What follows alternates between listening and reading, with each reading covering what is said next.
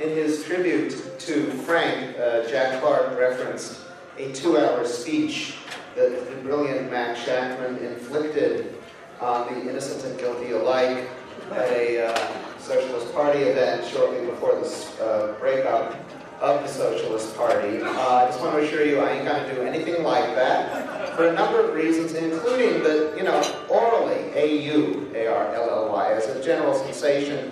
I think listening, as we have ambient noise here, it's probably a little like if you're trying to concentrate on someone talking to you while you're on a train track and the train is rapidly approaching. I think orally that is somewhat what we're getting here tonight. So I realize that can inhibit concentration. I will be brief, but I want to start, just saying how glad I am to be here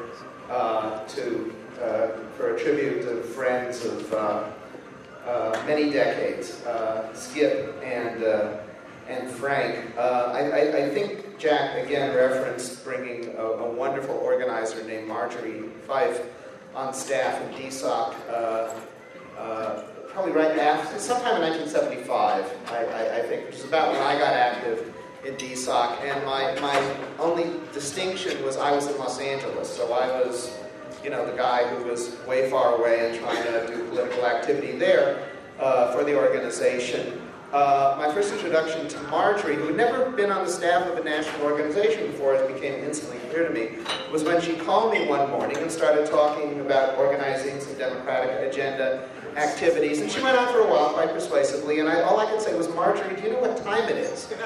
Well, it was 9 o'clock in New York. She told me where I am. And she said, well, it's noon. I said, no, it's actually 6 a.m. This was during the growing pains period of DSOC, when we weren't used to having people from all across the country. And then later, in 1978, at the Democratic Midterm Convention, where indeed Skip and Marjorie organized this remarkable challenge to the Carter administration, which was already moving right. It was becoming not the total opposition to, but as historically the overture to the Reagan administration in many ways.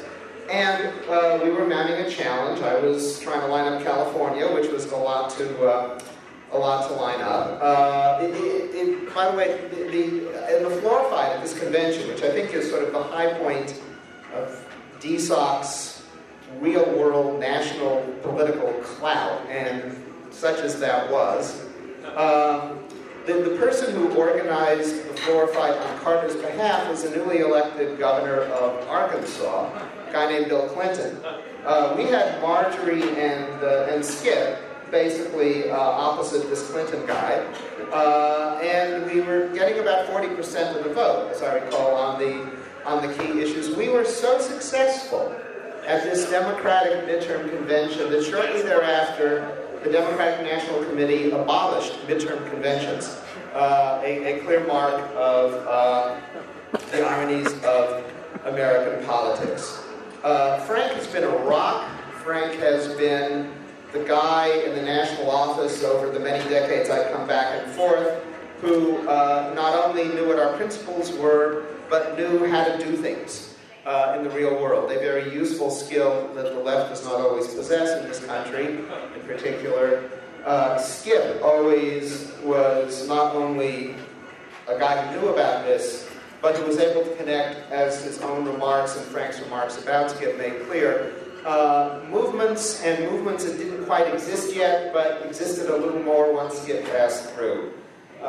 In working for 3 international unions in so many states, he was a bit of I think, sort of a Johnny Appleseed of progressive ideas and really concrete actions that we could undertake.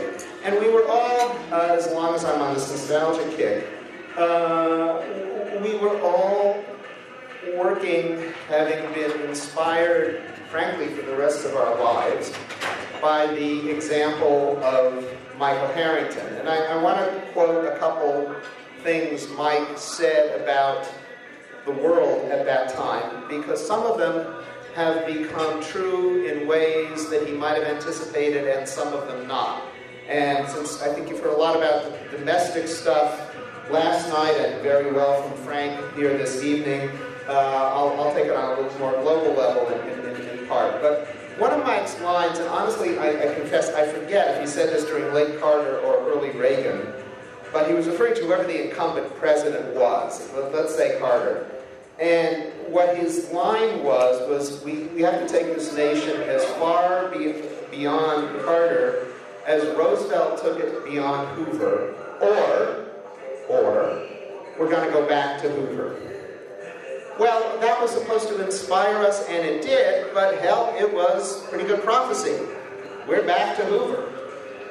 What Mike understood, and what I think a lot of mainstream liberal Americans not only didn't understand, but didn't think about, was the reversibility of the welfare state, of social democracy, of the social arrangements that social movements within and without the Democratic Party had modified mid-American capitalism with, and that comrades in Europe had done the same to their own forms of capitalism. That these social compromises that govern the America in which Frank and Skip and Jack and I grew up were the result of a particular outcome of struggle and balance of power among opposing political forces, and as the power of those forces wax and wane, the character of capitalism changes. And that's what we've seen in this country. That's what we're seeing actually around the world. In this country, and I'm not going to tell you anything you haven't heard already, so I'll just say it in one sentence. The Republican Party has taken it into its head to repeal the 20th century, or at least every decent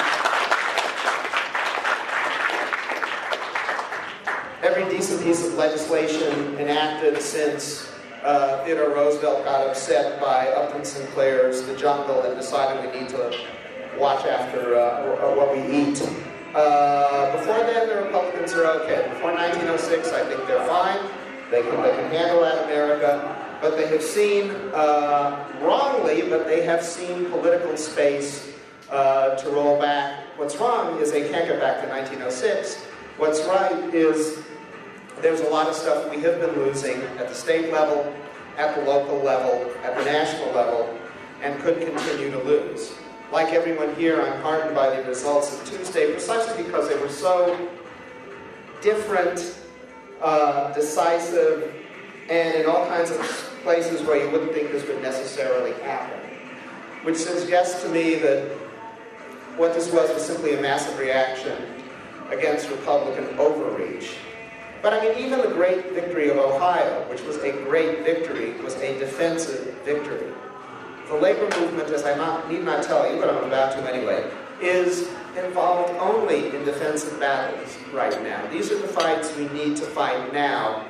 But the particular role of the socialist vision and the socialist organization is to sketch a way towards battles that are on offense, not just defense, and alternative models of economic and social arrangements that we can aspire to, even as we try to fend off the latest idiocies. Skip, in reference to his time in Vietnam, and what he didn't say was that this was a guy who was on front lines and saw a lot.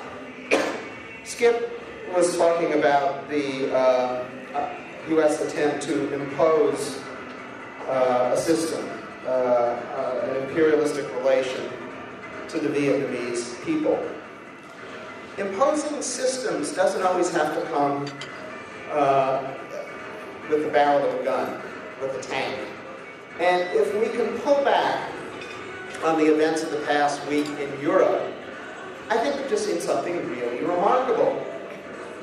You know, we're accustomed to developing a country in the developing world that's in all kinds of trouble with the markets, and the IMF comes in, and the World Bank comes in, and somehow or other the leadership is destabilized, out they go. And in come a couple of folks who essentially come from the banks. Well, Southern Europe is now the developing world. We've seen that happen over the past week in some ways similar, in some ways dissimilar nations right at the heart of Europe. Real differences there. One nation was led by a democratic socialist, the other by an autocratic narcissist. But suffering from similar problems, some internal, but as many external, that they had signed on the dotted line to create a government, a superstructure above them that wasn't necessarily all that democratic. That's always been the criticism of the emerging Europe, and it's a decent criticism. And that was, as much as anything, purely capitalistic. In talking about, we in this country are always saying we want the spread of capitalism and democracy as if the two terms were synonymous, the kind of argument that we in this organization always engage. But what we've seen is not so much, what we've seen last week is the rise of capitalism over democracy. I'm not defending Silvio Berlusconi as anyone's idea of a Democrat. He essentially purchased the entire electronic media of Italy and used that to win himself power. So in sense, in the same sense as the Koch brothers, only more so, the Koch brothers plus Rupert Murdoch combined, he bought his way and brought the principles of $1, one vote to Italian politics. The old-time magazine might have put it, no friend of democracy is Mr. Bunga Bunga. But he was nonetheless not bounced by the millions of Italians who wanted to get rid of him instantly. Nor in Greece was George Papandreou, who had a very conscientious effort to try to both square a circle, to try to conform Greece's finances to what was being demanded of it, or it wouldn't get bailout money, but preserve some, as much as he could, of the Greek social system. Both of these guys were bounced by the markets, and both of these guys, presumably if Mr. Monti comes in Italy, are being replaced by people who come out of the European superstructure, who have no political base in their own countries. They are not the result of any sort of democratic choice in these countries, and who are not supposed to be running caretaker governments until the next election. They come in with an explicit mandate formulated by the spread on Italian bonds and their effect on the markets to make all kinds of changes now. Some of those changes in Italy may well be positive, including more taxes on the rich, which the outgoing prime minister had, for some reason I cannot fathom, not supported. But these also entail real reductions in living standards, particularly in Greece, where already the average per capita income has fallen by 14% since 2007, if you can imagine, and is going to keep going down. One of the quotes that Mike Harrington often used, not his, but he would cite it, in terms of how do you change the world. He would cite Archimedes, who would say, give me a lever and a place to stand on, and I shall lift the world. I want to suggest to you that this is just one of the many manifestations of globalization eroding the place to stand on. What globalization has done in the form that it's taken has been to erode the sovereignty of national government and national politics. We're not committed in this movement to nationalism per se. We are committed to democracy, and the fact is that while nations can achieve varying degrees of democracy, the global order has achieved virtually none of this. It's a capitalist order without a democratic overseer. And so when the markets come down on democracies as old as Greece or as flawed as Italy's, but still in some sense democracies, there's not the counterbalance that we have at the national level, at the global level, to inhibit or change what the global order has done. And I say this with a certain sadness in particular because the European Union has been as close as we have achieved anywhere on this planet to using a global superstructure for leveling countries upward. There were transfer payments early on, even before the currency union, from Northern European countries to Southern European countries, so they could have sounder economies. There are regulations at the European level which are good regulations that might not have existed, and the requirements for companies over a certain size having works councils of their workers. These are all positive developments, yet in a pinch, in a crisis, the fact is that wedded as they are to a common currency, it was the market side of the European Union, not its potentially escalator side for social standards that prevailed. Now, it's worth noting that Northern Europe, which is really still the one bastion remaining of social democracy in this world, is in pretty damn good shape. And it's worth, for a moment, I want to just look at some of those reasons. But before I do, I've just edited a special report for my magazine, The American Prospect, on the state of American manufacturing. One of the people I spoke to in the course of reporting this was John Surma, who is the CEO of U.S. Steel, United States Steel. And he told me one sentence which I thought was so good, you blow up certain sentences to make them big on the page. This was one of them. He said, "Germany is socialistic, it's green, and it's kicking our ass by any capitalistic standard." That was a pretty good line to use from the CEO of U.S. Steel.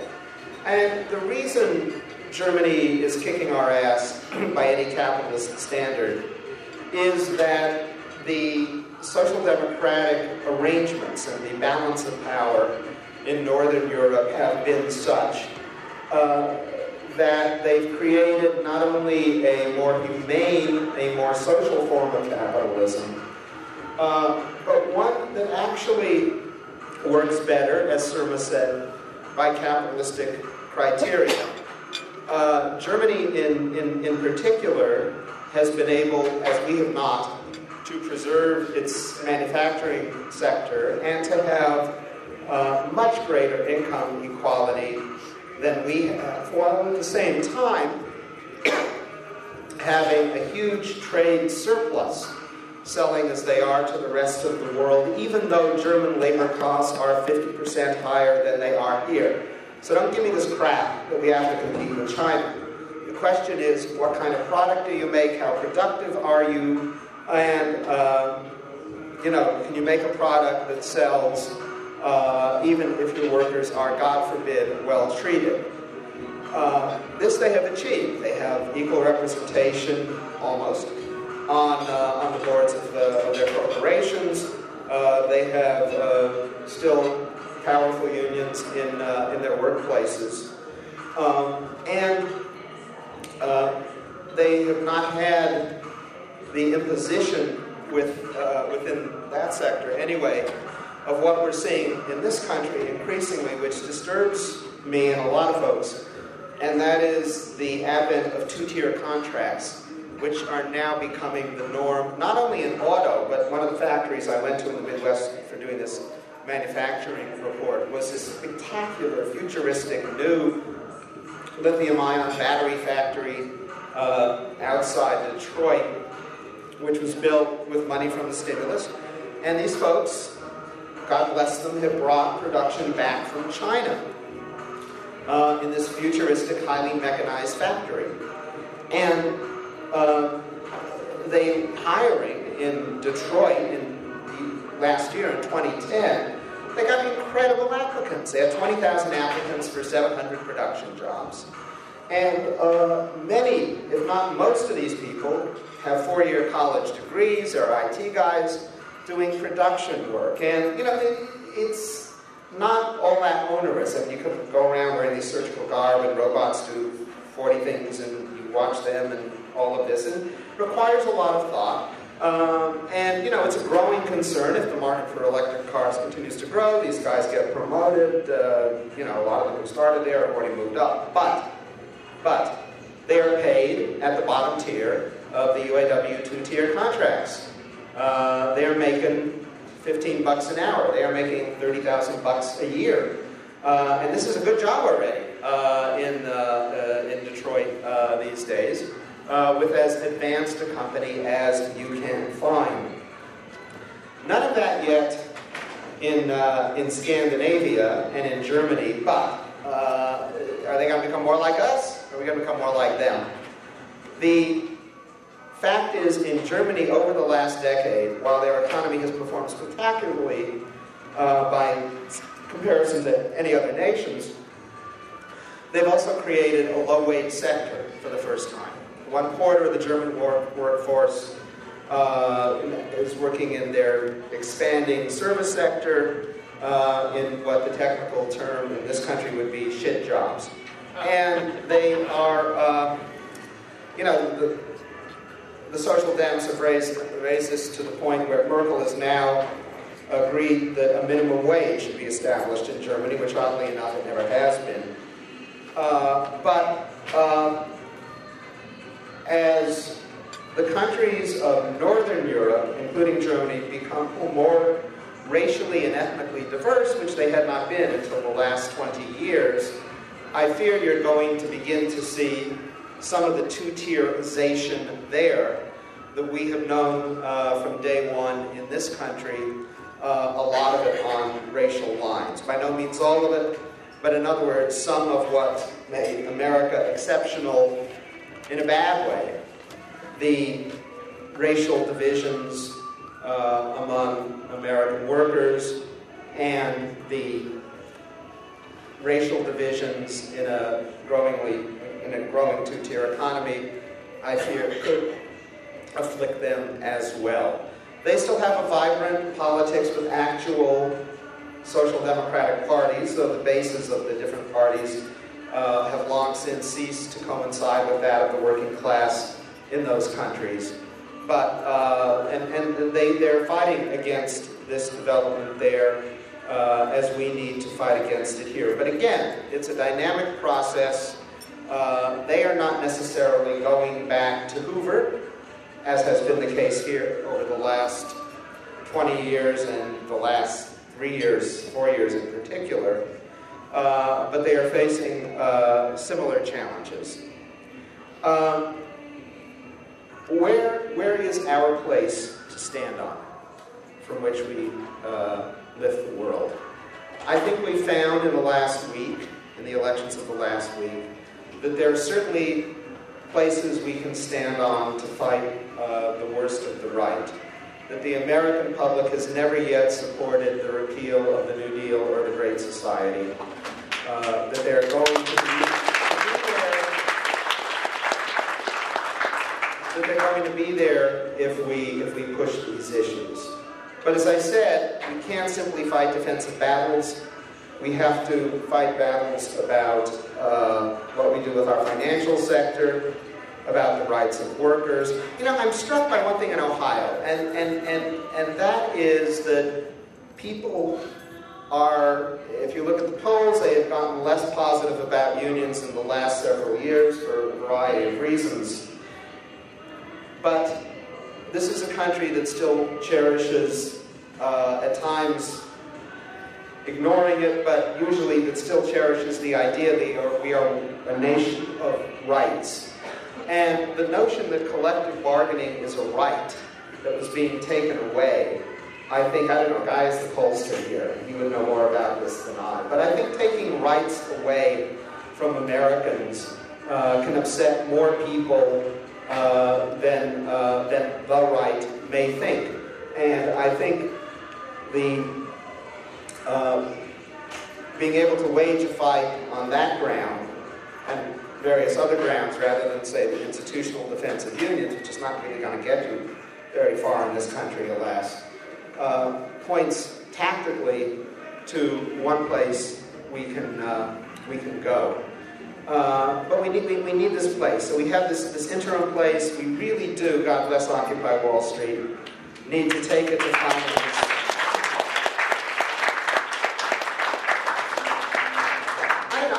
I suggested in a column, this is filed under Harold's Ideas That Have Gone Nowhere. I suggested in a column that it would be nice to have a public campaign asking politicians not to accept contributions from major financial institutions, and in return for this, the signatories to this petition, or whoever they are, would promise to do the kind of funding and fundraising for them, in which they would max out.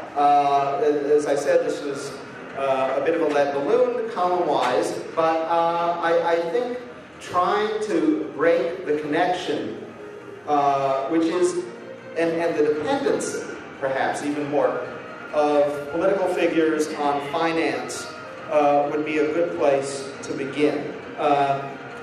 Democrats who would like to be fairly decent nonetheless depend upon some fairly indecent sources of funding in this country. And if whatever we can do to change that, obviously, should be part of our work. Where's the place to change the world beyond taking on Wall Street, beyond whatever campaigns we can do for workers who are in substandard conditions in this country, all over this country, warehouses and non-union hotels, and some of the factories I even saw in the Midwest, a durable goods factory in Canton, Ohio, paying minimum wage, which I was kind of shocked to see in the year 2010. These folks need our support, but above all, we need not only to support them, but to have this sense of the dynamic of capitalism, where it is, what forces we need to bolster, how you preserve, and how you change. Where's the place to stand? Clearly it's in the parks around the country, where some of our friends, some of them perhaps a little loopy, have gathered in protest, in campaigns around the country for economic and social justice, and making what connections we can, as Skip has done over the years, with friends abroad, realizing that capitalism, not socialism, became international first, in a serious sense. And that we are engaged in this common struggle so that when the markets descend upon a country, we need the kind of thing that we've lacked. A network of solidarity that defends democracy there, that defends democracy here, and that calls out the kinds of things we've seen both in this country and in the last week in Europe. Coups without tanks, juntas without colonels, taking over sovereign countries, even one that's the cradle of democracy. Run as they may be by good people, we need to call these for what they are and to still hold the ideal out there of democracy. And I think we have become so inured to the rule of the markets, even we on the left, that we just don't think this way. We just don't think this way about what is happening to democratic countries. We understand the kind of imperialism Skip talked about in Vietnam, but we need to see all of this as an ongoing conflict between markets and the rest of us, between the 1% and the 90%. And we know not only which side we're on, but have this expanded context, which is going to help us figure out what to do about it. Thank you.